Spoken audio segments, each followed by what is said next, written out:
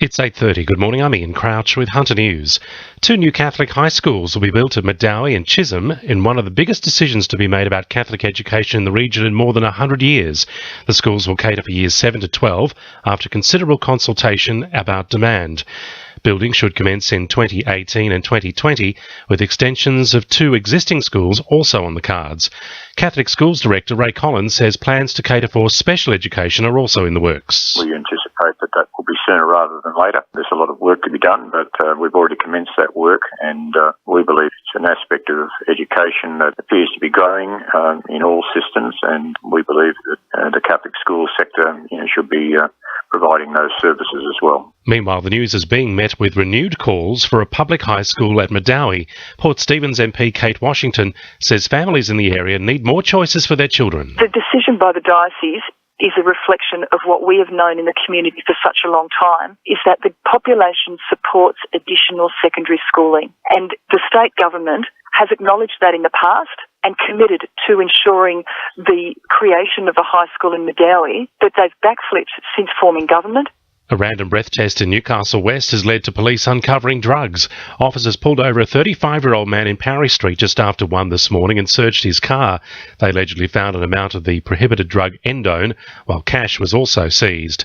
The Environment Protection Authority says it's putting businesses in the Rutherford Industrial Estate on notice after an oil spill in a local creek. The clean-up of Stony Creek will continue this morning after an EPA officer noticed the 60 square metre spill yesterday. It's not known where the oil came from, but the spill was discovered near an asphalt plant. The EPA says it's the second spill in the area in the past 12 months. Meanwhile, Mandalong residents say authorities are ignoring complaints about dangerous water pollution from a nearby mine. They've told the Herald the EPA has known for some time about the pollution from the Centennial coal mine entering Muddy Creek at Dora Creek and Lake Macquarie, but isn't doing enough to address the problem. The EPA says it's aware of the issue and has imposed a pollution reduction program on the mine. Roads and Maritime Services is calling for community feedback on planned safety improvements to various Lambton intersections. Residents are invited to comment on the proposed changes to Crowder Street by Wednesday, July 29. Parliamentary Secretary for the Hunter, Scott McDonald, says community feedback will be considered before the improvements are finalised. The Roads and Maritime Services looking at the northern end of Crowder Street at Lambton. There's about 8 accidents a year that has been throughout the last 5 years, particularly on the right-hand turns around Turner Street and Devitra Street. And a new 12-month project starts today at Dungog to help with recovery efforts in the flood-ravaged town. The state government and NIB are funding Project Bounce Forward, which will see 3 community workers based in the town helping out those doing it tough.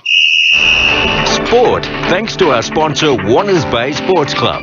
It's do or die for the Newcastle Knights, pushing to stave off their second wooden spoon in club history ahead of Saturday's Heritage Round blockbuster against the Titans. Enforcer Beau Scott returns to the fold following a week on suspension, with Chris Houston and Adam Clydesdale chances for a late look-in as they recover from injury.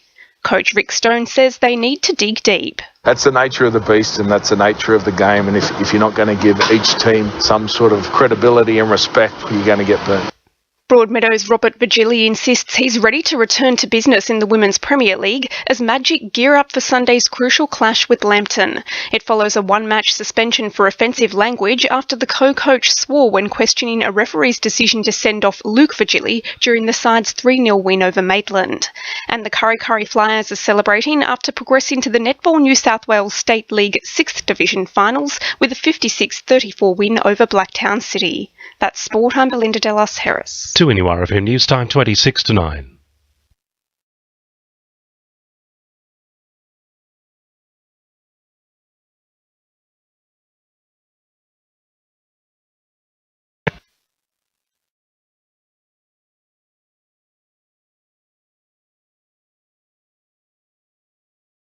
It's 8:30. Good morning, I'm Ian Crouch with Hunter News. Two new Catholic